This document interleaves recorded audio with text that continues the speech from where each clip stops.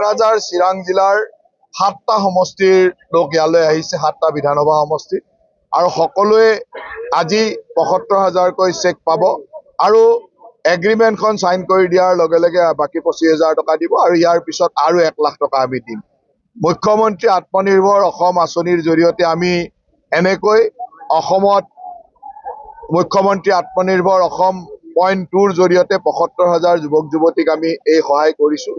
আমাৰ লক্ষ্য হ'ল যাতে আমাৰ নতুন প্ৰজন্ম সুন্দৰভাৱে আত্মসংস্থাপিত হ'ব পাৰে, স্বাৱলম্বী হ'ব পাৰে, আৰু ইয়াৰ জৰিয়তে অসমৰ নতুন প্ৰজন্মৰ যুৱক যুৱতীসকলে যাতে উপাৰ্জন বৃদ্ধি হয়, কামসমূহ আগবঢ়াই নিব পাৰে। আৰু আজি ইয়াতো বহুকেইজন যুৱক যুৱতী পাইছোঁ খুব উৎসাহেৰে, তেখেতসকলে কোনোবাই DTP চেণ্টাৰ, কোনোবাই চিলাই মেচিনৰ কাম, কোনোবাই গাহৰি ফাৰ্ম ইত্যাদি কৰিবৰ কাৰণে পৰিকল্পনা কৰিছে। মই সকলোকে শুভেচ্ছা দিছোঁ।